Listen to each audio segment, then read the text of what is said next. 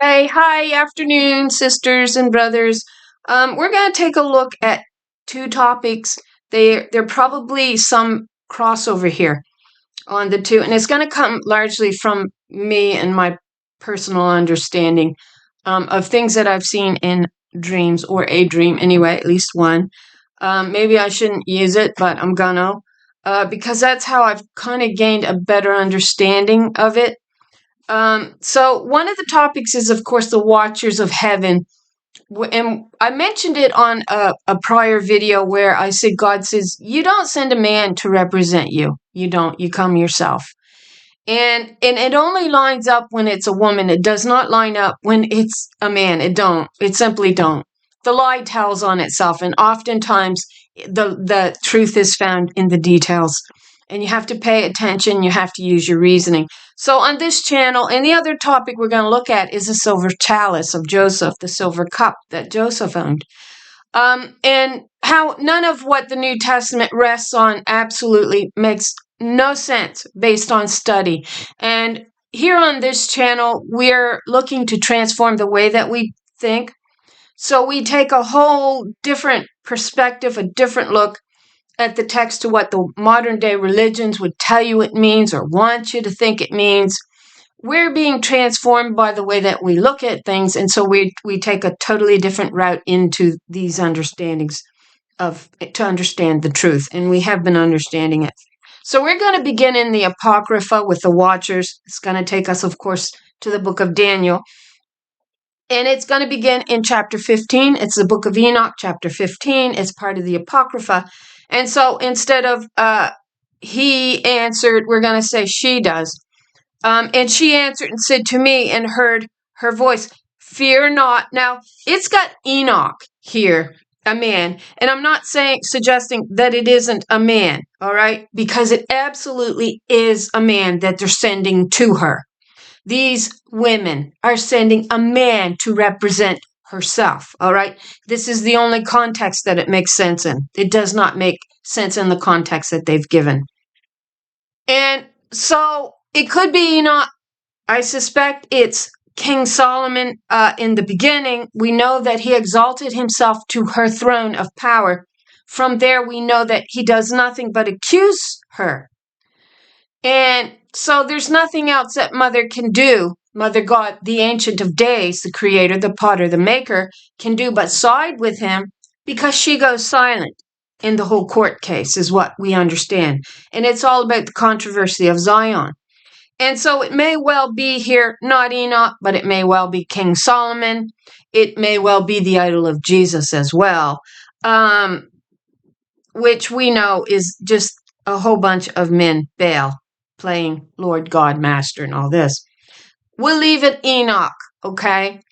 So fear not, Enoch, thou righteous man and scribe of righteousness. Approach hither and hear my voice. And go say to the watchers of heaven, those who supposedly are aroused and awakened out of sleep. These watchers were shown actually goes to sleep is what they do.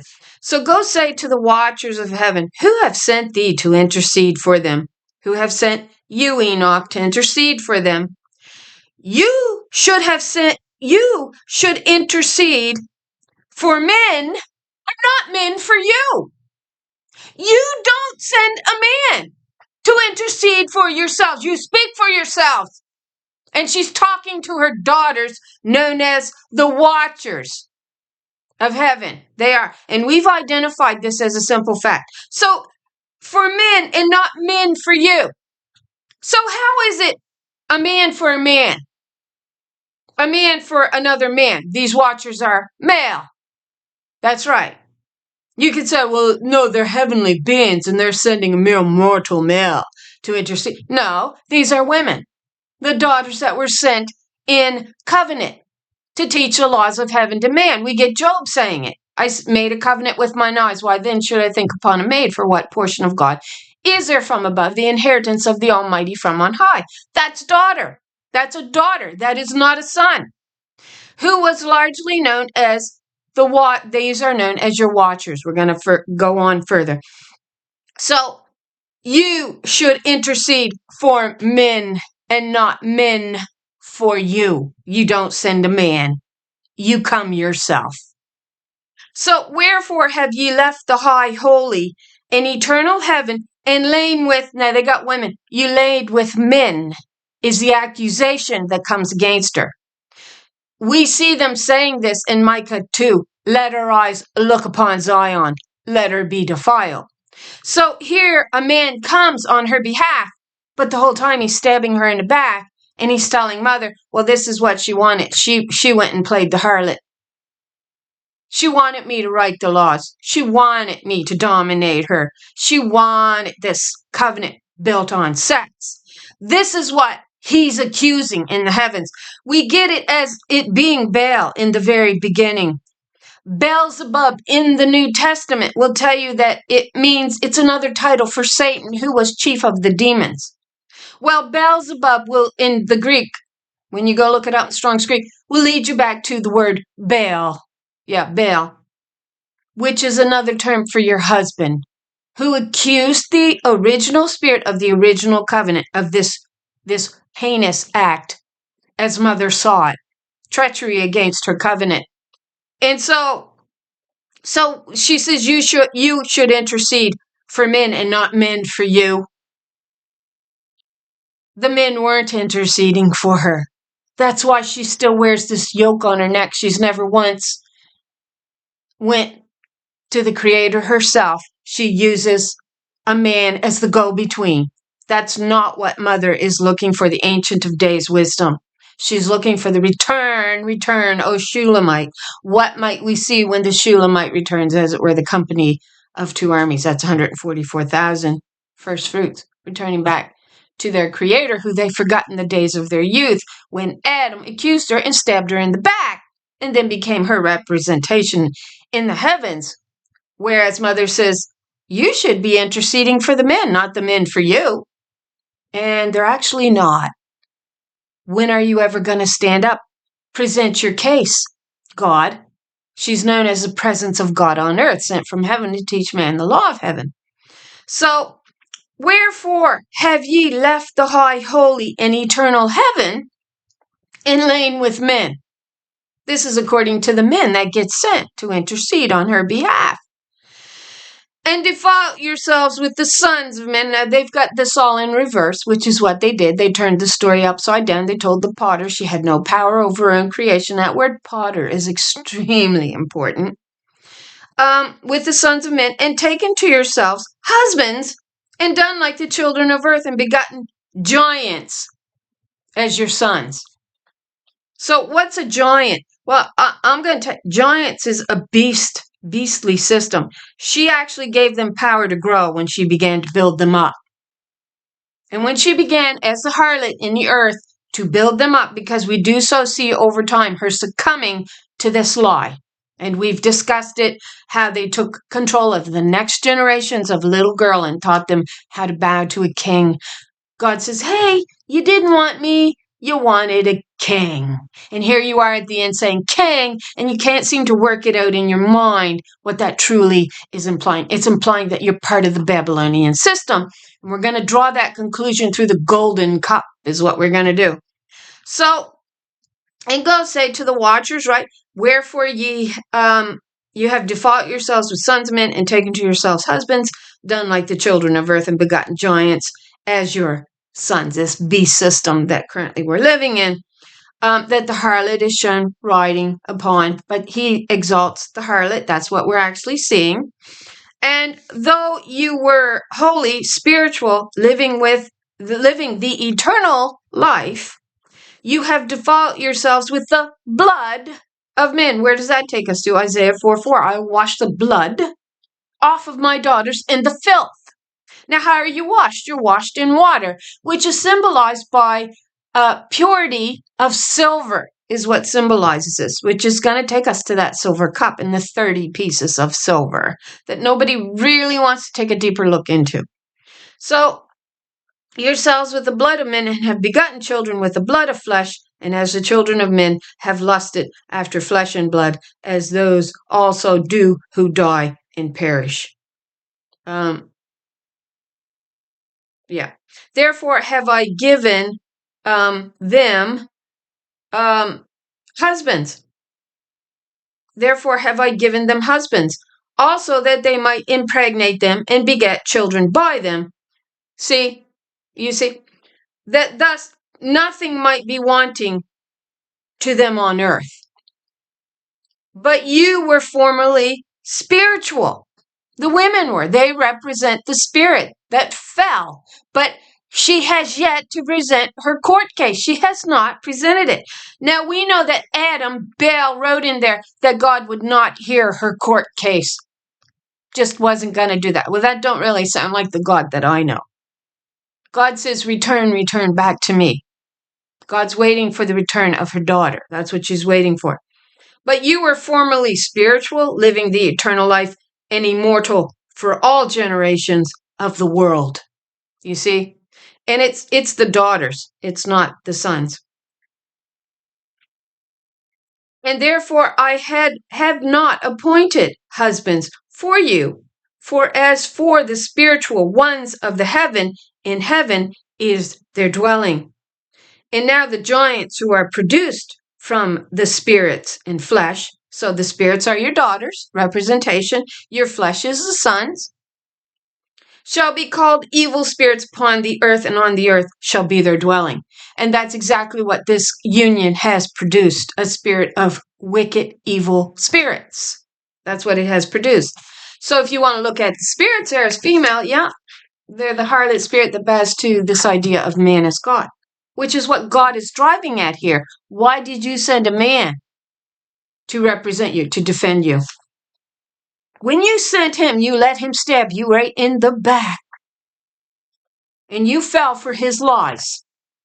You don't send a man. You should have actually interceded for him, is what your purpose was, is what she's saying. So, did I want to read that? So, where else do we pick up the watchers? You can read that chapter if you want.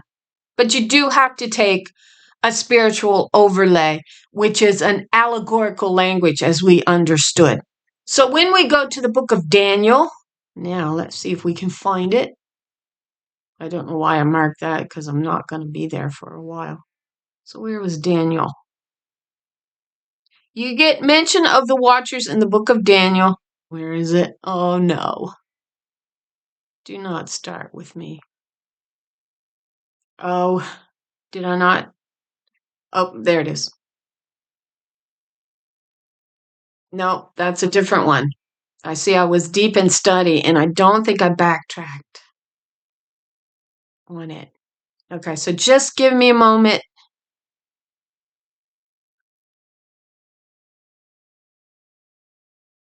Okay, so it was back here, which was the crossover to, yes, the decree.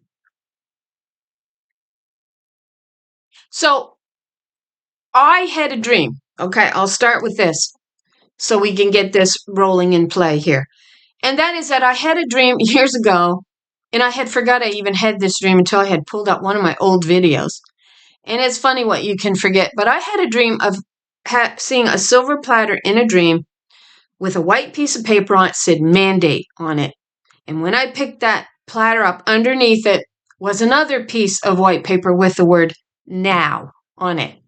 So this is what I asked. I said, is a decree, because remember, we're looking at the decree of the watchers, is what we're going to go back to in a minute if I can find the passage. Generally, a decree and a mandate, they are all the same thing and carry the same power of enforcement. The main difference between them lies in their origin. Now, one is more to do with the edict or the law, and that's the decree, whereas a mandate is, it can encompass many things, right? But they basically have the same idea behind them, a mandate and a decree. So when we go to the decree of the watchers, found in, where is it? See, I didn't think I was that far back on it, but I must have been. No, it's not. Well, see, so I went in, obviously, and pulled up some words, and I never got back to it. Okay. So we're going to have to pull it up. I think it's Daniel 4. Let me see. For the decree of the watchers. Yeah. So here we get this decision. So the decision, this is Daniel 4:17. We looked at this, right? In a very recent video, which one I can't remember. Decision is announced by messengers. The holy ones declare the verdict, so that the living may know that the Most High is sovereign over all kingdoms on earth and gives them to whom she wishes and sets over them the lowest of people. Now, that's the decree or the decision of these watchers, right? These holy ones, which we're told they are the ones who are awakened, right? Well, now, how did she go to sleep? We're going to begin in an odd way. We're going to begin in with Joseph's cup. And this is difficult to combine. Let me see if I can find it. It's near the end here. Where is it? Right there. No? Well, there's Daniel 10. Oh. See, I did it again to myself. Yeah, I think that's it right there. Okay. So this is what it says in Genesis 44, verse 2. I'll go back. It says this. And this had to do with Benjamin's sack, what was found in Benjamin. The focus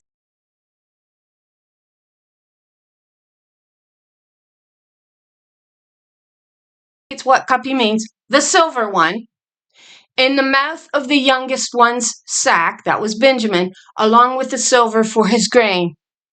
And his servant did as Joseph said. Now, we've identified Joseph as the North Kingdom, the 10 northern tribes, and where the female blessings originated from.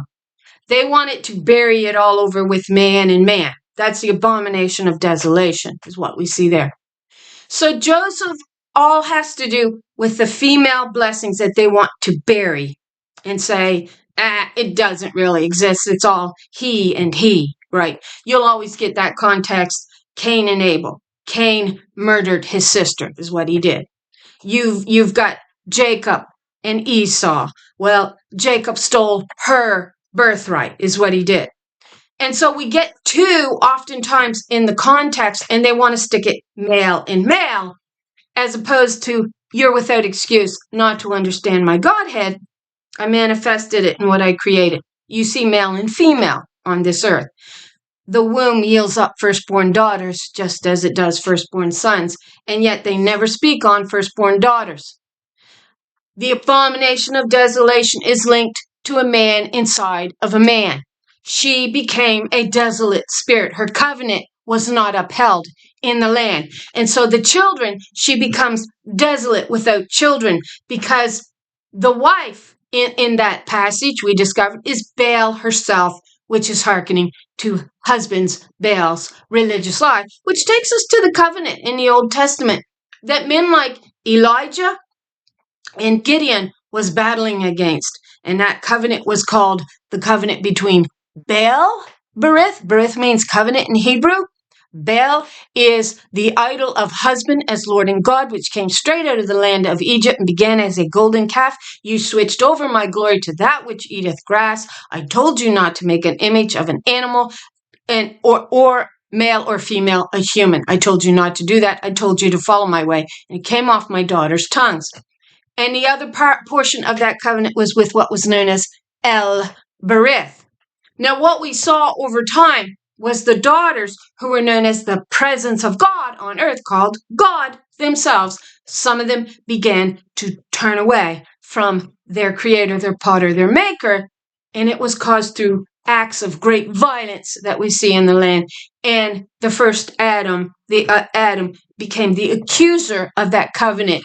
And we see why these watchers become so important and pivotal in our understanding in making the decrees that they make, such as one of them possibly being sending a man to represent the daughters in the earth. Now, and the ancient says, why do you send a man to me? Like, what do you think that's going to get you? Like, she's wisdom. I've taught you better than this. So then we see that covenant, Elbereth and Belbereth. El is a name for God, and it's the feminine God, Godhead, the presence of God on earth that man denied in covenant. She becomes the outcast. She also, in some sense, becomes the concubine. And the harlot takes possession, right? What the harlot does is exalts Baal at the head. We see that with Babylon. Bel, the king of Babylon, is Baal, husband, bridegroom. That's who's the king of Babylon. It's the harlot that he's established, and he's established her, so of course he could establish himself in his own laws, and then therefore the children becomes his own children because she's teaching his lying covenant to them. They're no longer hers. So she becomes the desolate spirit that no man's hearkening, or no children are hearkening to the spirit of her covenant.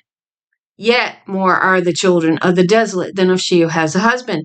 So, but yet it takes us back to the Shulamite. She says, look not upon me, because a false light has looked upon me and made me black, darkened me, defiled me, is some of the understanding, besmirched me with wickedness, with lies. But my own vineyard have I not kept. I've been too busy teaching his lying covenant to my children, and I myself have become desolate without children that will hearken to the spirit of my covenant. So back to the cup. Then put my cup, the silver one, in the mouth of the youngest one's sack, along with the silver for his grain. And he did as Joseph said. Now watch this. We're going to move ahead by 5 here. To 5, verse 5. And I hope my tongue didn't stumble over words. I used to hear myself. Now I don't. Okay, so verse 5. Genesis 44, verse 5. Isn't this the cup my master drinks? Divination. This is a wicked thing you have done. So the wicked thing that was done wasn't the divining in the cup, in this silver cup. And we're told in verse 2 that it was a silver cup. The actual word silver does appear there. And we are told that Joseph did use it for divining. Now, Joseph clearly should not have been masculine. It was a male, right? It was a female. Sorry. Got myself. It was a female. We know that the north part of the kingdom, they separated. They separated the north from the south, the men did in Judah, because they were looking for worship of themselves. So we get this great separation, and we get the key of David, which was identified as these righteous daughters flowing from the north kingdom, which was from the house and the forest of Lebanon, though each tribe did have their own sanctuary and temple where they would meet to uphold the laws of God. From there, they would take it up to this higher place known as the house in the forest of Lebanon on the north mountain. It was not Judah. Judah was in the south. Israel was in the north, and her house was also called the house in the forest of Lebanon. That was known as the government of God that was supposed to be built up by man in this covenant, with women as the ones holding the laws of heaven on her tongue. All right? You were not to have a God before you, neither male nor female. You were not. You were to uphold the God that sent these daughters with the law of heaven, and uphold that covenant is what you were supposed to do. So we see Judah, Jerusalem, in the south, not in the north. But the congregation of women met on the north mountain. Now there is a verse that tries to state Zion was in the north. Zion is never considered in the north. Israel is considered in the north. Ephraim is considered in the north. So the north mountain that we're exploring is where the house in the forest of Lebanon was, and it was the daughters that meant there. Now, so that Joseph, it's not a male. The more I see it, the more I truly believe it was a female. And she used this silver cup to divine in. Now, you can say that's not from God. When we go in on interlinear and we look up this word, practice divination, it's Strong's Hebrew 5172. It was not blood in the cup, right? We know this. It wasn't wine in the cup. According to everything given here in the notes, it was in fact water. Okay? So picture that in your mind. You've got a silver cup and you've got it with water.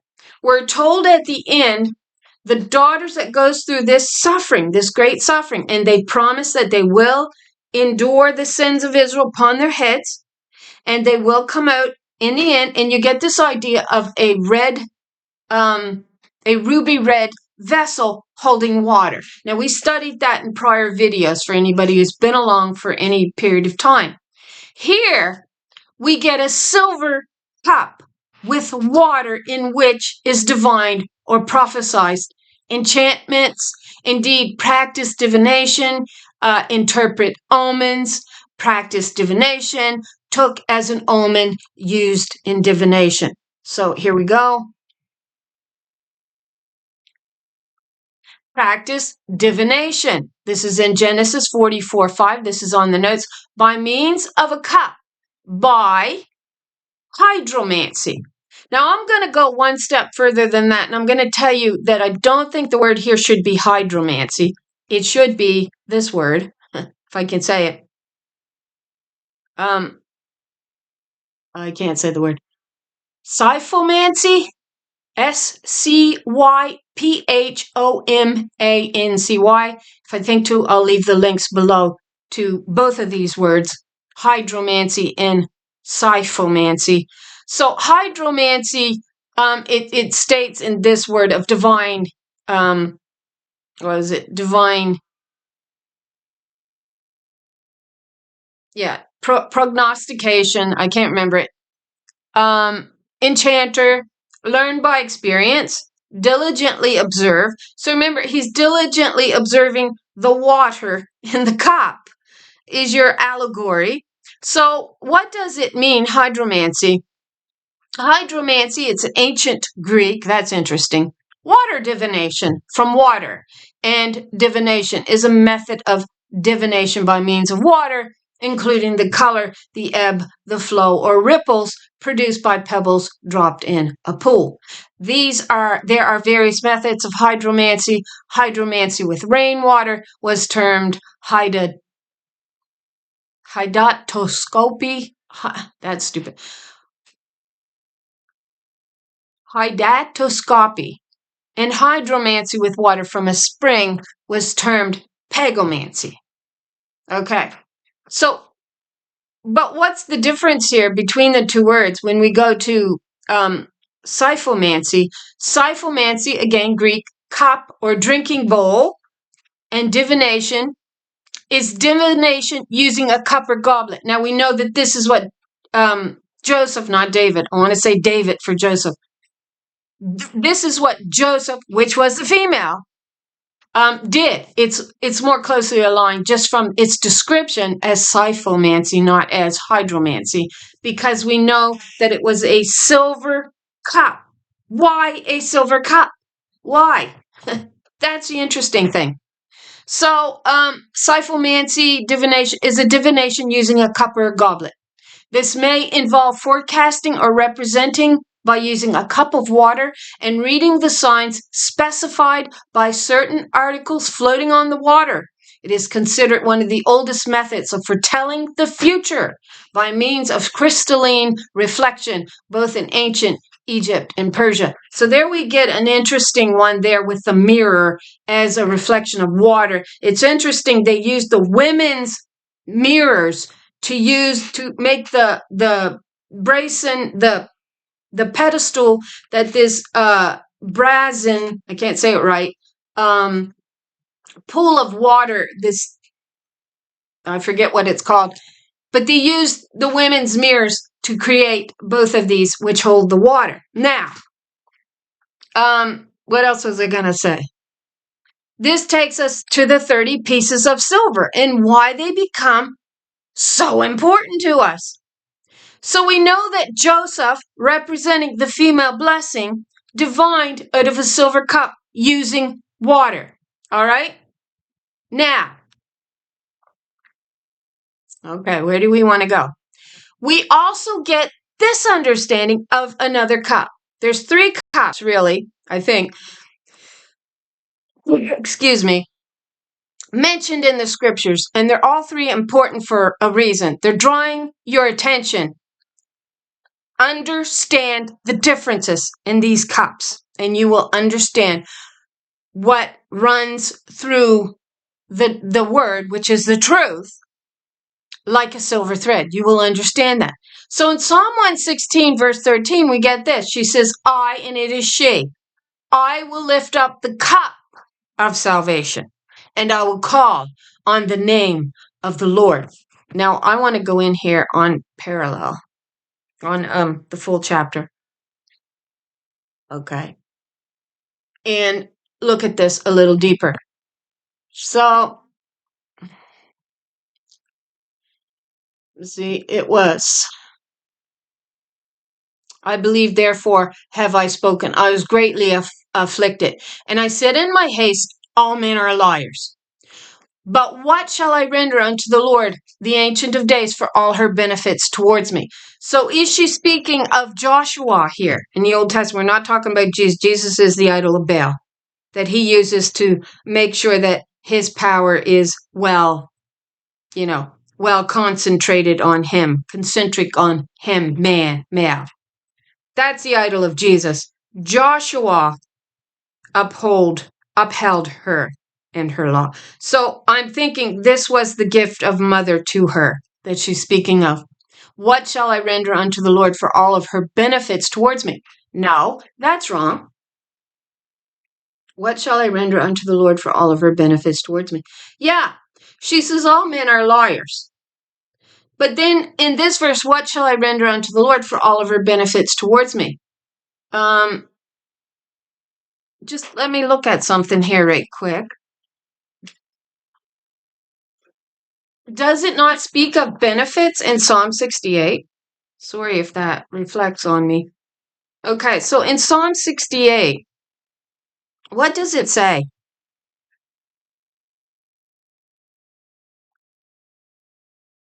Psalm 68. Okay, let's see.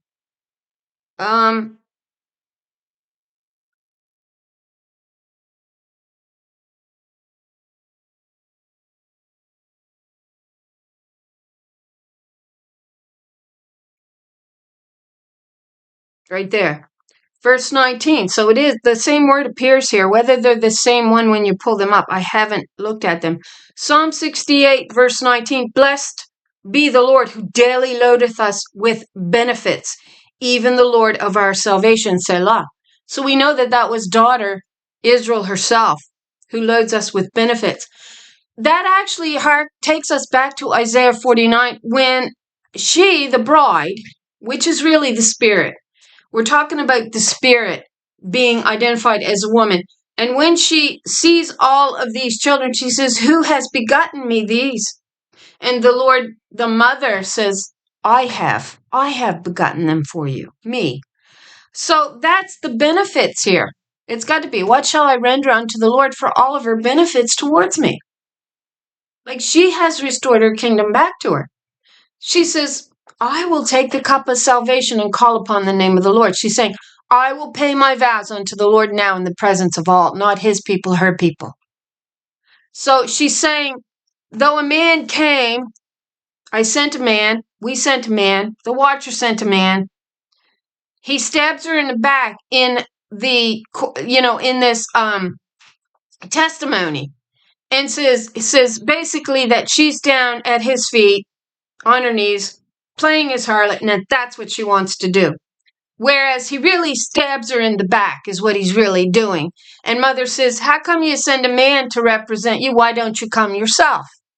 which takes us to that court case of controversy of Zion.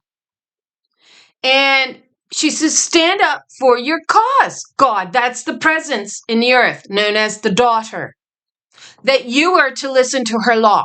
Now, when she came, they clearly did not want to uphold her law. And we get Satan, Adam, the accuser, actually perjuring himself in the courts of heaven when these men and like men are sent and appear so pious and righteous, but really are just stabbing her in the back. So we see Satan fall like lightning when she actually presents her court case and gives the testimony. She says, long time have I held my peace. Now will I go forth as a travailing woman. I'm going to deliver my children in my covenant. This oath, I will take the cup of salvation and call upon the name of the Lord. Now, the way it appears is the cup that she takes, because the word here, salvation, is feminine. 3444, Yeshua, the women that gets the victory, is your word here. But in order for her to restore the covenant, it may be that she also had to agree to drink down that cup of admixture that's in the cup, the wine on the table. And we understand why she had to do that, because the true scepter was cast out amongst the Gentiles to bear the sins of what Israel was doing. So why she herself was not guilty of it, she had to bear the blame for what was going on in her kingdom. That kingdom is promised to be restored back to her covenant, is what is promised in Micah chapter 4, which we've looked at. So we get this cup here. I will take the cup of salvation and call upon the name of the Lord. I will pay my oath. Now we get this word often that they will not translate. They refuse to translate it in most cases, and that's Strong Hebrew 853. Whenever I hit on that particular word and it's not translated, it is usually in the context, I find, to do with the oath of the daughter of Zion, her particular oath and covenant that they did not want. So I will pay my vows unto the Lord in the presence of all of her people, all of her children. So we get a cup there. Now, watch this and why this silver cup and the water in the cup becomes so important. Okay. Now, why this become important to me, and I'm sorry, forgive me. I wrote that down. I didn't bring the book. That in the dream, I was shown a silver platter, of all things. Now, I could not for the life of me, when I woke up, could understand why it would be a silver platter. So when I asked some questions, I come up with a few answers. So let's go to a few of them. Oh, come on. Let me see if I can find them. So I looked up the word mandate, because that was one of the words that appeared on the platter on a piece of white paper. Mandate on this silver platter. So a mandate is the authority given to an elected group of people, such as a government, to perform an action or govern a country. A command or authorization to act in a particular way on a public issue given by the electorate to its representative, and the power to act that voters give to their elected leaders. So a mandate, a decree is gave. Now, I'm sure it goes much deeper than that. All the decree and the watchers and all this. So I'm going to go here. Forgive me for this. So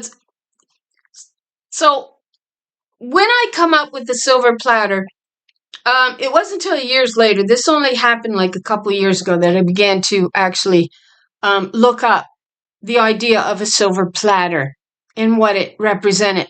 But it appeared in an old story, the beginning of where the idea of the Holy Grail actually, they claim, originated from. So in the story of Percival, also known as Percival, the story of the Grail, the silver platter plays a significant role. Who knew? Let me provide you with some context. So you can look up that story, Percival, the story of the Grail. And basically, he encounters this strange procession. And the first one is a young man carrying a bleeding lance, and then two boys follows carrying a candelabra. The next is a beautiful young girl emerges wearing an elaborately decorated grail, which is described as a golden serving dish. Fine. What does that mean? Well, some will try to say this is the grail, right? And then the final and fourth maiden is found carrying a silver platter. So the significance of the silver platter remains somewhat mysterious, but it adds to the enigmatic atmosphere of the Grail quest. The story leaves many questions unanswered, contributing to its enduring fascination in Arthurian legend and medieval literature.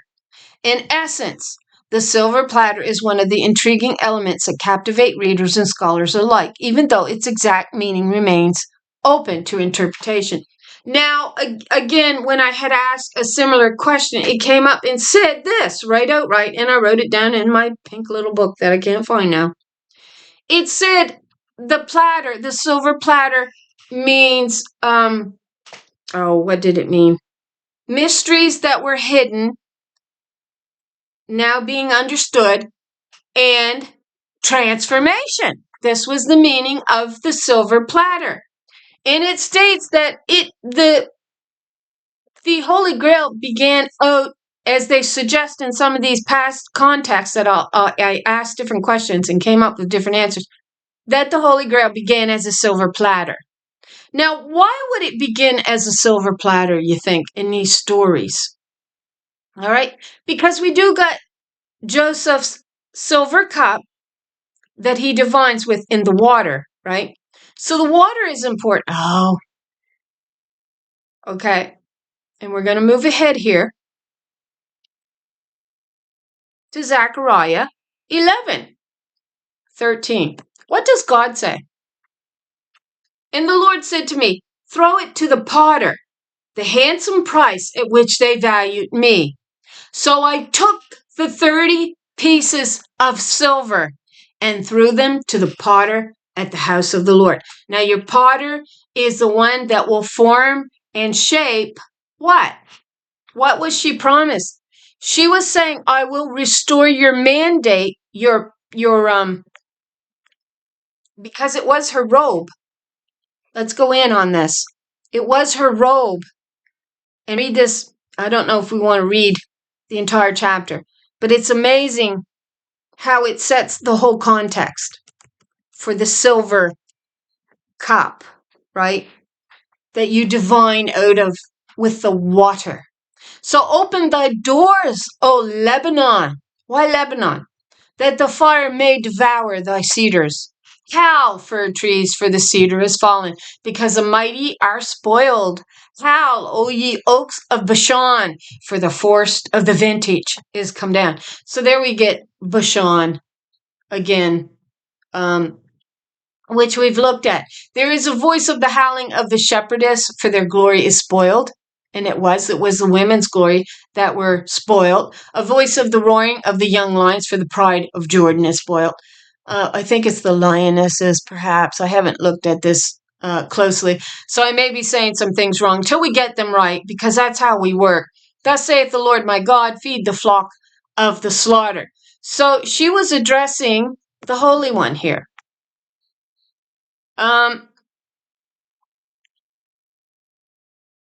Okay. So she says, and I will feed the flock of slaughter, even you, O poor of the flock. This is interesting. And I took unto me 2 staves. The one I called Beauty. So she took one staff and she wrote Beauty on it.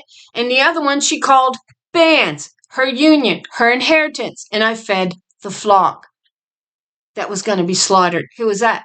That was, I do it every time.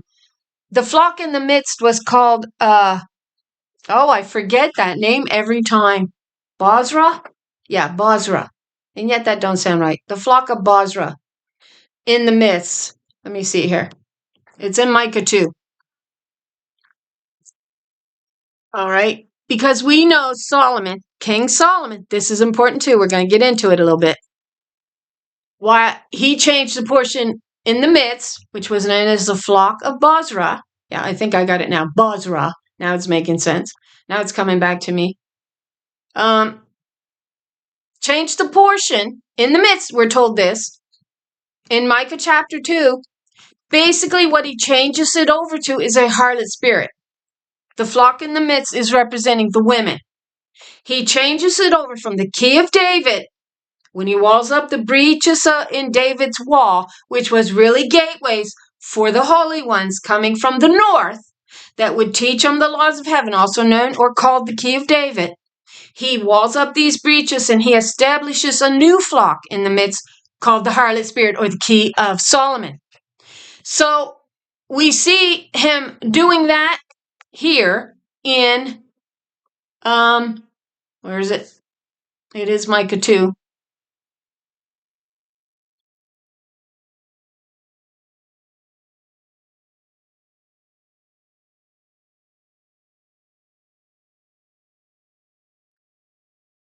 Okay, so I'm just looking for the verse. Right there. So it was verse 4. In that day they will take up a taunt against you and wail this bitter lamentation. We are utterly ruined. He has changed the portion of my people. How he has removed it from me. He has allotted our fields to traders. So we were talking about the houses here that he was taking. What does it say? Woe to those who devise iniquity and plot evil on their beds. Well, we saw King Solomon doing this. And at morning's light, they accomplish it because the power is in their hands. They covet fields and they seize them and they take away houses. They deprive not a man, a woman of her home, a fellow woman of her inheritance. And they were.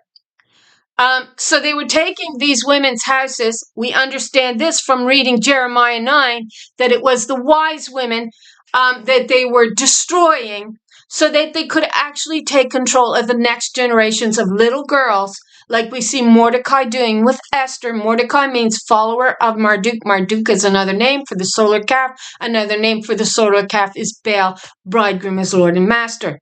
So these men wanted to implement the change of, you didn't want me. She says, you no longer wanted God. You wanted a king. So that's what you find each successive kingdom in Daniel 2 establishing. And each king builds on this idol of a male as Lord and God. And so the presence of God has yet to defend her own self that got cast down. And we've discussed how she was the one, the glory that got cast down. We see her in description being cast down in Lamentations chapter 2. And how they began to prophesy falsely to these daughters, saying, he said, Baal said, he said, Baal said, and prophesy wrongly, and that the daughters eventually becomes captured and ensnared in this religious lie and law, to which God says either, why do you send a man to defend you? Why do you not come yourself? Well, she couldn't come herself because she didn't know. The lie had surrounded her and gnashed the spirit of her covenant out of the land. We get them kind of going to sleep, though we see them. She says, you will exist eternally from generation to generation. We read that in context of the Watchers in Enoch. And they do, but they've gone to sleep on the religious lie, the admixture of doctrine that comes to be in the cup that is known as Babylon's cup. So, okay, now, where was it? We're going to go back here to Zechariah 11. So she says, I will feed the flock of slaughter, even you, O poor of the flock. She's talking about the women. And I took unto me 2 staves, the one I called Beauty, that was symbolizing her, and the other I called the bands, the ones that she was her inheritance, her personal inheritance. 3 shepherdesses also I cut off in 1 month, and my soul loathed them, and their souls also abhorred me. So we may be looking at shepherdesses as the harlot portion that began to turn to man as God, the flock of Bozrah in the midst. Or we may be looking at males beginning to take charge of the flock. You could look at it in this twofold way. So then said I will not feed you. That dieth, let it die. So here she's refusing to feed them with the bread of life, as it's called. What does it say? Bread eaten in secret, in wine drank, or was it pleasant waters? Drank in secret. And that comes from the harlot spirit. Then said I will not feed you. That dieth, let it die. And that is to be cut off, let it be cut off. And let the rest eat every one the flesh of another. So then we get this 30 pieces of silver, which is what we want to focus on. And I took my staff, even beauty, and I cut it asunder, that I might break my covenant, which I had made with all the peoples.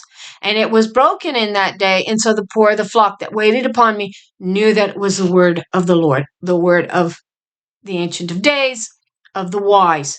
And I said unto them, if ye think good, give me my price, and if not, forbear. So here she's selling her robe, right? Is how I view it, which was symbolic of the woman's mantle and her glory, which we saw the men as if they were men at war, ripping the robes off of the daughters in Micah 2 is what you're getting. It means they were ripping away their glory. They were ripping away their garments, and they were defiling them. That's what they were doing. And they were doing it intentionally, knowing what it was going to lead to. It was going to lead to a harlot spirit over time that would lift a man up as if he was Lord and God, which is the beast system. But now the beast system holds up the harlot spirit. And the harlot says, which is Babylon, says in Isaiah 47, no one sees me. I will never be widowless. I will never be childless. I'm hid in his heart.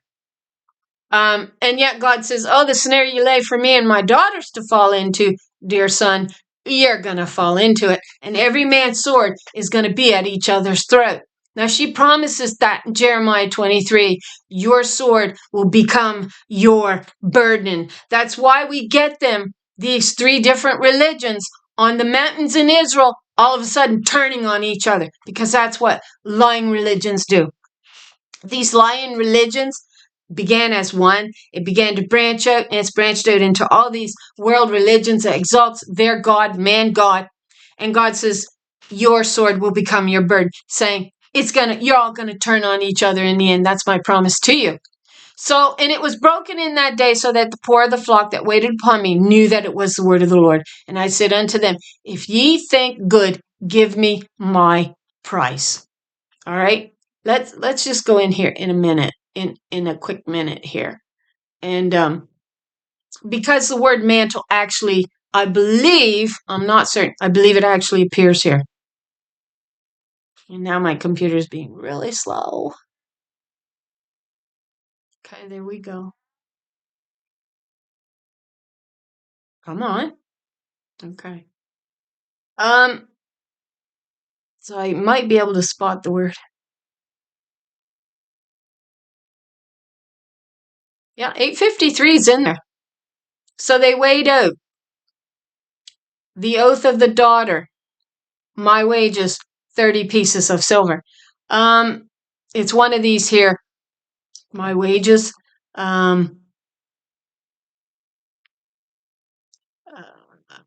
Give, let's see that one.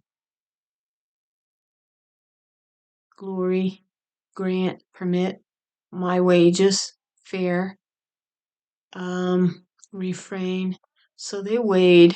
Okay. Then it's one of these words. I think that takes you to the robe. I just don't remember how I got there. I'm pretty sure it's one of those words. Now, I didn't do that recently. I did that in another video quite a while ago. That one of these words actually will take you back to the robe, to the mantle. So the idea is that they were actually weighing out a price for what her mantle, her glory, cost. And I said unto them, if you think good, give me my price, and if not, forbear. So they weighed for my price 30 pieces of silver. This was the daughter of Israel herself, daughter Zion, she's called, the new branch, the scepter.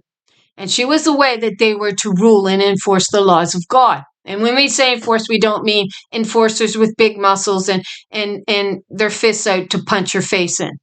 That's not what we mean. The men were to simply go out and speak these words to the various communities and say, this is the law. Now, there is some idea also that the original congregation was women, but they met in a house in the forest of Lebanon. The idea is that they flowed like a living water into the man's house and told him the law that he was to take out into the land. And he did, I don't mean he enforced it, but he went out and spoke the words that she had spoken. Now he begins to turn on that covenant. And we see men like Solomon doing that. And we know it's verified that it was Solomon that was really bringing up the beast system and really got the foothold for it going, because the number 666 does so link back to him in the Old Testament. And 666 is the number of the covenant. 6 times 6 times 6 is light. We know he changed the covenant of light to one of darkness. So he changed the key of David, which was the righteous spirit, to the key of Solomon, which was the harlot spirit that bowed to the male idol of Baal as Lord and God. So, and I said unto them, all right, you weighed 30 pieces of silver for me. So, and the Lord said unto me, cast it unto the potter. Unto the potter. Now, why would you cast 30 pieces of silver unto the potter? We know the potter is the same as the creator and the maker, the one that forms the clay. And you told the potter, this is found in Isaiah 29, you told the potter, the creator, the maker, that she had no power over her own creation, over her own children. So the potter here becomes very important to understand. It's not the potter's field and all this foolishness that they wrote about around Jesus. It's really about mother telling her, I will make your mantle even grander. In the end, after she drinks down the Ed Mixture, she goes to sleep is your idea. That takes us to Habakkuk chapter 2, where he put the wine to his neighbor's lip. That's to the north. That's the daughter's lips, so that they could expose her nakedness and more or less make her his harlot. So let her eyes look upon Zion, let her be defiled. Yet in the end, the covenant comes back and it says, yet your foreskin will be exposed. Why the foreskin? Because the foreskin was supposed to be cut away, symbolizing the covenant that he held with the harlot spirit so he could play God. He was supposed to cut it away. That's why his foreskin will be exposed when the cup comes around. So, and it was broken in that day. And so the poor of the flock, they waited upon me and knew that it was the word. Okay, I'm way up. And the Lord said unto me, cast it unto the potter, the one who will create and make the mantle even greater for you. Which is why it takes us to Isaiah 49, and she says, saying, who gave me these? Where did these come from? After I had lost those which were once mine, where did these come from? And God, mother, says, you think I forgot about Ephraim, the firstborn of my womb? You think I forgot about the daughter, not the son, the daughter of my womb? She says, look about, I promise you, you will clothe thee all on thee as a bride doeth. And the idea is a Christmas tree is what you get. She's identified as the fir tree. She's also identified as the lily. And she says, you will blossom like the lily, you will flourish, right? And she's described as a fir tree, which is the light of the world. She is the light of the world. It's not a sun. So you can say, well, you're talking about bowing down to a tree. No, you don't bow down to a tree. It's a representation of the nation of Israel shining with the light of God. And that's where kind of your Christmas tree idea comes from, really. And mother says to the bride, which is the spirit. It's another name for the spirit. Look around.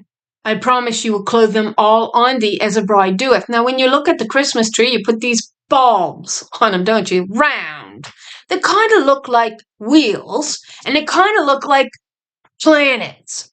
Her allotment that got stole from her.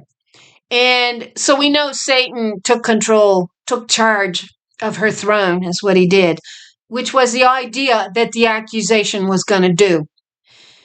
That gets overturned, of course, in Micah chapter 4, when daughter Zion, her kingdom is restored back to her and her rightful scepter and rule. And the Lord said unto me, cast it unto the potter, a goodly price that I was prized at of them. And I took the 30 pieces of silver and cast them to the potter in the house of the Lord. So she says, then I cut asunder mine other staff, even bands, that I might break not the brotherhood, the covenant between Judah and Israel. They no longer wanted her. She becomes the outcast that no man seeks a covenant with, the righteous daughter that upheld the laws of wisdom on her tongue and was sent to give them to man. He perjured himself, promising, oh no, we'll take this daughter an oath. She can teach us the laws and we'll follow him. But then he perjures himself when he's sent to represent her in the lie. And then this covenant gets broke between Judah and Israel because he exalts the harlot. We see that with the host. She gets exalted to the host, harlot spirit does, and takes command of the host being the children, and the daily sacrifice and offering to wisdom is then removed. So, and the Lord said unto me, take unto thee yet the instrument of a foolish shepherd. Okay. So we can go on here. We won't. Woe to the worthless shepherds who deserts the flock. And they do. They do it by refusing to open themselves up to the truth, to transform the way that they look at things. So here we get 30 pieces of silver. Then they tried to take you to the New Testament and say that Judas Iscariot sold out Jesus for 30 pieces of silver. Well, why do we get the potter here?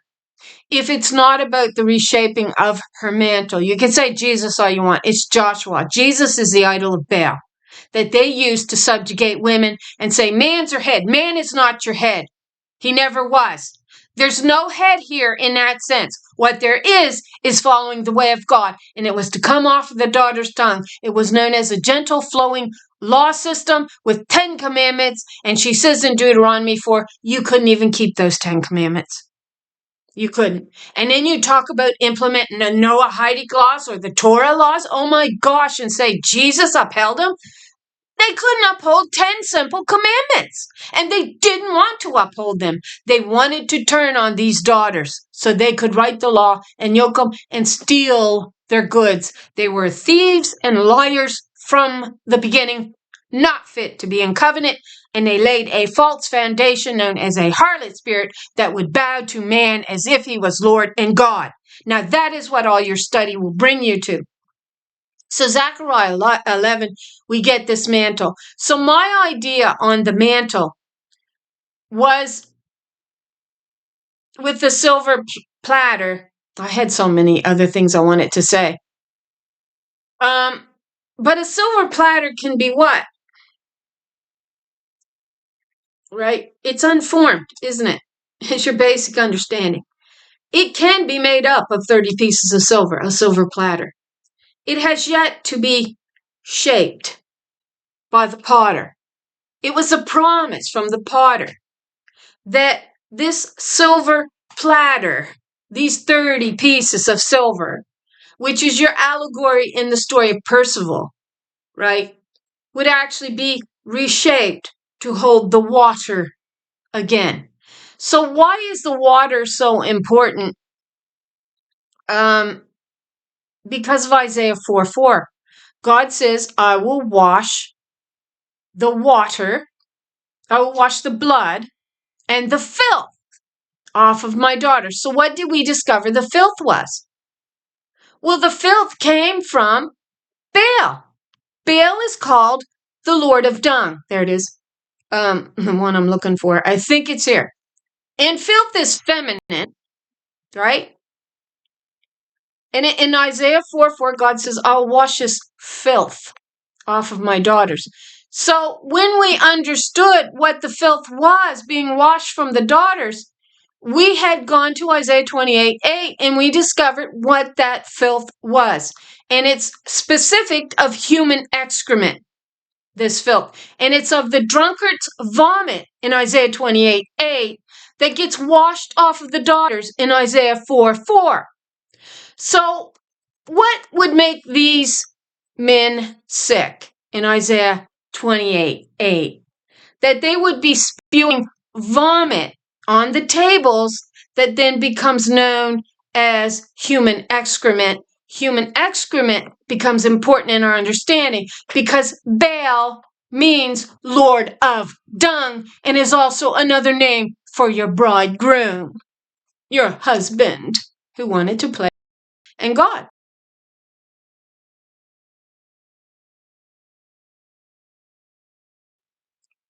These also stagger from wine and stumble from strong drink.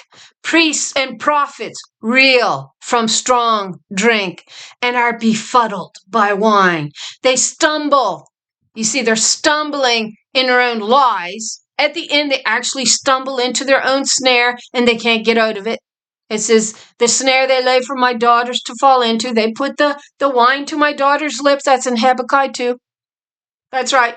So that we could expose her nakedness and look upon her. That is a covenant to be disannulled in Isaiah 28.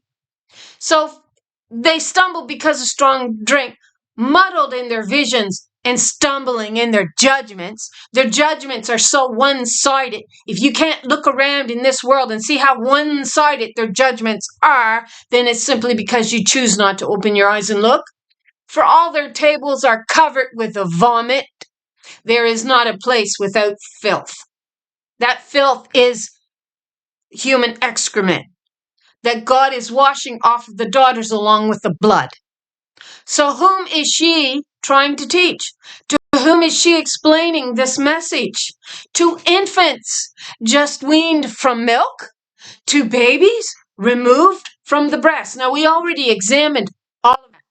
What we wanted to pick up here was the filth that gets washed. Washed. How are you washed? By the water. She says, come to my waters and take ye freely. You need nothing to purchase them with. You know what you need? You need to be walking in the laws of God. And according to the scriptures, Isaiah 55, once you are found walking in the laws of God, you are free to take of all the wonderful things. You are free to take them. You don't have to have money to buy them, according to it. You are free to take it because you are upholding the laws of God. That began as 10 commandments. So Isaiah 28 was important because we understood that they were drinking wine. That's what they were getting drunk on. Wine. The admixture of lies in the Babylon is drinking down the wine in the cup. And that was a threat by God, right? That would be your punishment that would come upon your head. Yeah. You know how we discovered that? We go to. First, we need to read this to understand furthermore why King Solomon is important and all the allegory around him. It says, all of King Solomon's goblets were gold. Gold. Why is that important? And all the household articles in the palace of the forest of Lebanon at this time were pure gold. Watch, they really drive it in. Nothing was made of silver because silver was considered of little value in Solomon's days. Well, guess what gold symbolizes? If I can find it. Where is it? Where? We'll get it. It's here somewhere. Back. All right. Okay. So did I take it down? We're going to Jeremiah 51 is where we're going. Right there. Jeremiah 51:7. Babylon was a gold cup in the Lord's hand. She made the whole earth drunk. The nations drank her wine. Therefore, they have now gone mad. And they did. And she promised them that they would drink the cup of her wrath.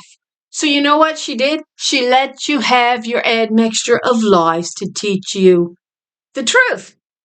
That's right. Because in that lie became the subjugations of the women on earth through a man-made religious lie and law system. So the cup that gets remade is not a gold cup. It's not symbolizing Jesus. The 30 pieces of silver symbolizes the remade vessel of the daughter holding the water that would prophesy using the water. So God says, I'll use my water to wash the blood and filth, the dung god's filth, out of you. And the blood that he says you're washed in that stained you. So Babylon was a gold cup in the Lord's hand. She made the whole earth drunk. What's in the cup? Jesus! You're drunk on Jesus. You're Babylon, drinking out of this gold cup. But it's the silver cup that is promised to be remade by the potter, the creator, that will hold the water that will wash the blood and filth off of the daughters. You see how important our connections in become? Very important. Now, when you Google it or look it up, maybe not Google it, but if you just ask the question, whatever app you're using, and you ask the question, what is the Holy Grail? What kind of cup was it? And I just did this. Where is it? It is here somewhere. I did this. I said, so we're going to continue to look into these things. Over time, the way it usually works is God will correct where we're wrong. And the corrections will factor into what we already know. And over time, it begins, that understanding grows and grows. So while we don't have it 100%, we do get some things that are correct. And over time, they begin to grow into this greater truth. So Percival, so this is the story of Percival where you will get the silver platter, but they don't never describe what the silver platter is about. Percival, which may have originated the idea of a quest for the Holy Grail, describes the Grail not as a cup, but as a golden serving dish. The gold would symbolize this girl, beautiful girl that was walking with this gold symbol. This gold serving dish would actually symbolize the harlot, Babylon. But I think the one that followed behind, carrying the platter of silver, symbolized the vessel that was yet to be formed, right? That would hold the true water of God in it. Is what the symbology that I'm starting to pick up on now, just based on what I saw in this dream of being gave a mandate. And a mandate means that you have authority. God has given you authority with a mandate to go forth. It also is very similar to a decree. So it all of it really eventually leads us through Daniel, through the book of Daniel, and understanding who was actually brought to the Ancient of Days. She says in Psalm 50, allow me, Adam, to rebuke you and set the case in order. I will present the case. And you who have forgotten God, you better remember lest I tear you in pieces. She is brought to the Ancient of Days. It's not a man. It's not a son of man.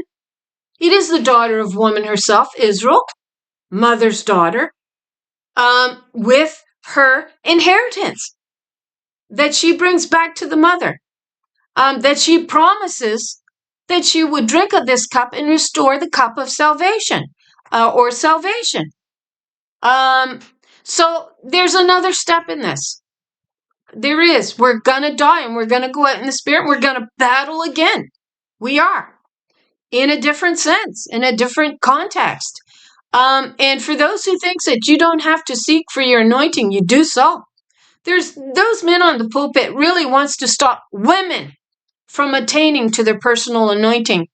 Because, they're trying to stop you in your story and your personal relationship with God.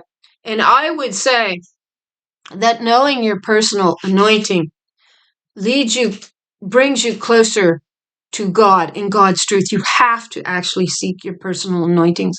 I truly believe that.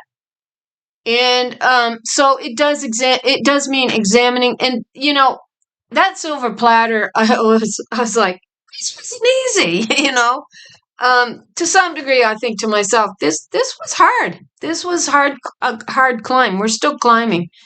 How far we got up that mountain so far, I would think would probably shock us. How little we've made it, because we really do have tiny brains in the way that we look at things. We have small reasonings. When you put all your faith in these idols and you don't never question the feminine aspect, there's really something wrong up here and in here with the heart of man that don't want to question those to the deeper aspects. And they want to say he had to wash her in his blood because she was so wicked and evil. He had to wash all those evils off of her. And that was told that way because it was the Watchers were sending a man to represent. But the Watchers had no other choice because the daughters were turning away from their maker, their potter, their creator. Because Adam, with the eyes of a dragon, is the idea. He was keen-sighted. He understood that to attack her would getting the throne, and he knew it. And it's another name for Satan, Beelzebub, your husband who wants to rule over you. In Isaiah 52, God says, shake the dust off of you, take the yoke that he's put on your neck, and take back your throne. It never belonged to the harlot Babylon. He exalts her so he can play God, and he is the king of Babylon, Baal. And it all ties together to them wanting to rule and take the laws of God on their tongue when they had no rights to it, and put her in bondage to him to play his harlot so that they could look upon her nakedness, so they could steal her goods and build themselves up. And it's all there for anybody who wants to understand. So God says, God, the presence of God, stand up for your cause. Where is she? Not he. Let's read this. We'll finish on this. Sorry about the light. We'll finish on Isaiah. What is it? Isaiah 63? Watch this. Where is she? Right? So this is God calling the spirit where she went down to make a name for herself. It's Isaiah 63. Now they got a he, right? Right there. Verse 11 of Isaiah 63. Then she remembered the Ancient of Days, the days of old, Moses and her people, saying, where is she that brought them up out of the sea? That's the Red Sea. The presence did that. She divided the Red Sea. They had mixture of lies, which you'll have to watch other videos to see how we did that, with the shepherd or shepherdess of her flock. Where is she that put her Holy Spirit within him? Right? So that is what the branch is ordained to do. Reshape man, in a sense. But she has to be formed into the righteous spirit as opposed to the harlot that bows. So we do get this adversity going on, right? And if you want to see what that means, you look the word adversary up, Strong's Hebrew, and you'll get a wife that's an adversary. So we see the wings, which is a symbol of heavenly authority, identifying the spirit. When we look those two words up, the wings of the not the seraphim, but the cherubim, is joined together one to another, right? That is the spirit upon you, is kind of the understanding, but they're joined one to another. And you're one to another there. One word is bride and the other is sister. And they're joined one to another. And it's a symbol of heavenly authority. And it's funny, when you get the allegory of the beasts being described, you'll get the wings that's cut off because they cut off their heavenly authority. They didn't want her. And then he's forced to stand and answer like a man. It's interesting. But all the allegory is there if you want to go in and look at. And the chalice, or the Holy Grail, to all understanding, when we put it together with the 30 pieces of silver, is identified as what Joseph prophesies out of. He is the revealer, or she is the revealer of truth. We get Mara, the Lord, in Daniel, who is the revealer of mysteries. And the word there closely links to bitterness and the law. Excuse me. And that's in the book of Daniel. We discovered that word. And it's the same spelling, M-A-E-R. And it's the one that reveals the secrets, which is what Joseph was doing out of his cup, which is defining the feminine aspect, which is your holy grail. It also takes us to the philosopher's stone. It's amazing when you get looking at the philosopher's stone. It's about philosophy, the philosophy of life. And the stone that was rejected was the righteous spirit, denied by Adam, who put in a false foundation known as a harlot spirit that would pass. So we get that stone, and the stone is identified as female. That's Strong's Hebrew 68, number 68, feminine. What was it going to? Now I can't remember. It was in Daniel, wasn't it? The revealer of truth. Yeah. Let's just look the word up. Strong's Hebrew. Ma. Lord. See.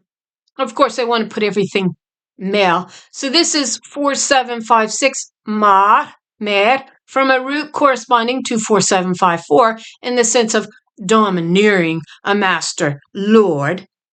And it's this Lord that is found as the revealer of truth.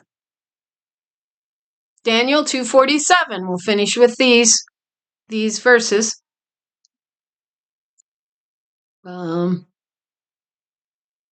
My computer's slow. I have too many tabs up. Daniel 2:47. The king said to Daniel, "Surely your God is the God of gods and the Lord of kings." She is. She's supposed to be the scepter and the crown. They denied her. The Lord of kings and a revealer of mysteries. For you were unable to reveal this mystery. For you were able, to reveal this mystery. Yeah. So we go back to, I might have been quicker going through another way.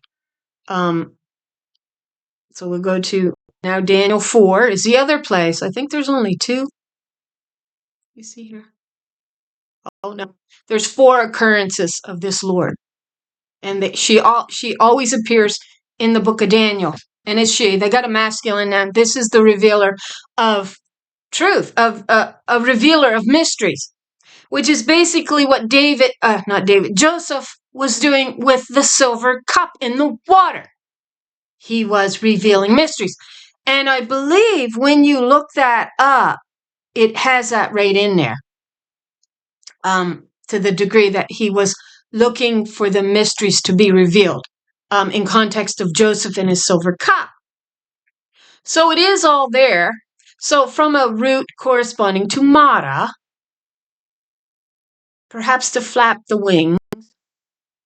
So again, it has the idea of heavenly authority, the wings. It also to rebel, maltreating, to whip, to lash, to be filthy, lift up self. Now, we know that these were lies that they were telling about the Lord to bring her down. And so she was choosing to reveal mysteries. So Daniel 4:19, you'll find her again. Yeah. Sorry.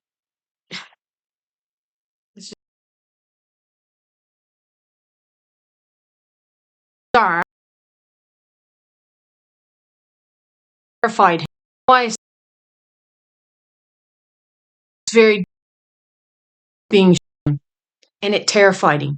It says his countenance fell. And his countenance fell because he knew he'd based his entire existence on a lie. is the understanding there. So, he was greatly perplexed for a time, and his thoughts terrified him. So the king said, Belshazzar, do not let the dream or its meaning alarm you. And Belshazzar answered, my lord, if only the dream applied to your enemies and its meaning to your adversaries. That's loaded.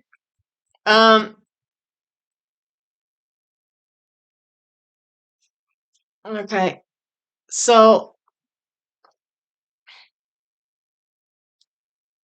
that's not the same Lord. I mean, they're trying to deny her. Right there, we'll go to Daniel 5:23. We'll read this one. There's 4 occurrences, but we'll read just these. Sorry. It's slow. What time is it? Oh my. The video's long, isn't it? Okay, so instead you have set yourself up against the Lord of heaven. All right. You had the goblets from her temple brought to you, and you and your nobles, your wives, and your concubines drank wine from them. You praised the gods of silver and gold, of bronze, iron, wood, and stone. So here we're actually taking on a materialistic look as opposed to the allegorical understanding of what the silver goblet that Joseph divined out of really meant and allegorized. Because that's what these dirty buggers began to do. God says, I told you to make no images of male or female. I told you to make no images of animals, and yet that's all they have ever done. And so everything becomes allegorized in the context, but you got to know where to draw the line, right? Because we know that this is a world built on materialistic understanding. So that's why this now gets twisted into meaning the materialistic aspects. You praise the gods of silver and gold, of bronze, iron, wood, and stone, which cannot see or hear or understand, but you did not honor the God who holds in her hand your life and all of your ways. So that's the she, the creator, the potter, the maker. You turned on her. You told her that she had no power over her own creation. And this is the anointed daughter that was gave this power. She is the scepter and the crown. They then cast this crown, the drunkards of Ephraim, to the ground and stamps upon this crown is what they do. So she's the revealer. She's called the revealer of mysteries. And Lord's number is 4756 here. So then she gets remade, reshaped. Yeah. So I'll back go to that. Okay, so maybe we'll read the other one. Takes a while. Come on. Okay.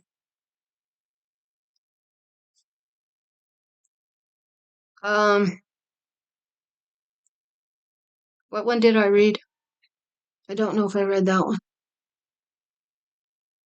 But if you go look the Lord up, the revealer of mysteries, it is also encapsulated in the idea of Joseph divining with his cup. This is the interpretation, Your Majesty, and this is the decree of the Most High has issued against my Lord the King.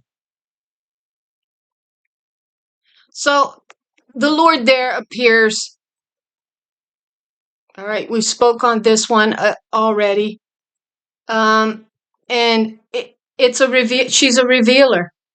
She's a revealer of mysteries. And it's interesting because in when I asked the question, I can't figure out the question I asked, but I did write it down in my pink book. And it said that the meaning of the silver platter may well encapsulate the idea of revealing hidden meanings and truths and transformation. Now, you explain to me how they interpret it as that meaning. Well, they've got to be relying on this. They've got to be relying on biblical text, I think. That's what I think. And you drink from the cup of Babylon, which is a golden cup, which has the admixture of lies in it, represented by blood of the male covenant. represented by the pigeon in the Genesis 15:9. You got the pigeon laid whole to one side, and you've got the turtle dove laid whole to the other side. We see the smoking furnace going through the midst of the three animals that was cut in the midst. So you're getting the allegory actually of the parting of the Red Sea. The presence of God goes through, parts the admixture of lies. The sword, the word of God, goes through. And this word does not bring peace to the heart of man. It certainly don't bring peace to the covenant of the harlot, Bel Berith, Lord of Dung, and El Berith, the fallen, who went in covenant to play the harlot of man. So it's all there. And I mean, if you don't want to see it, it's simply because you may be one ordained for pick your head up and see the truth. We understand men more than women, quite frankly. We know that this lie empowers them. We know every time they speak of father and son that it's like speaking about yourself, which is why I do like speaking about this. It's high time the women woke up out of sleep and aroused like a warrior that's been drunk on wine. That's what you're supposed to do. You're to present your case. Why, Lord, do you not defend us and present your case? It's high time you did that, and she's supposed to do that. Why do you send a man? Why don't you come yourself? That's what she's asking. Okay, so there's the video. I'm sorry, I had it pictured that it would go so much better. I'm sorry that it didn't. But we get the context of, the meaning of this silver vessel with the 30 pieces of silver. It's got nothing to do with Jesus in the sense that, Judas Iscariot sold him for 30 pieces of silver. And then he fell on,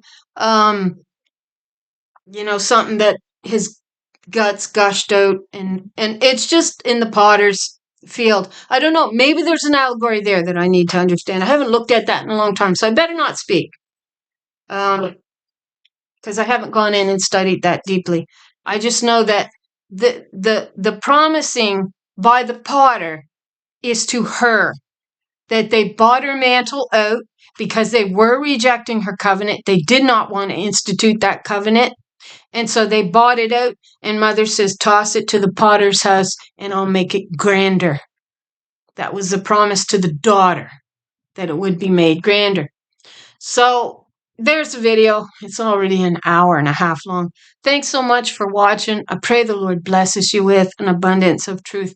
And I hope you all have a lovely day. And thanks again for watching.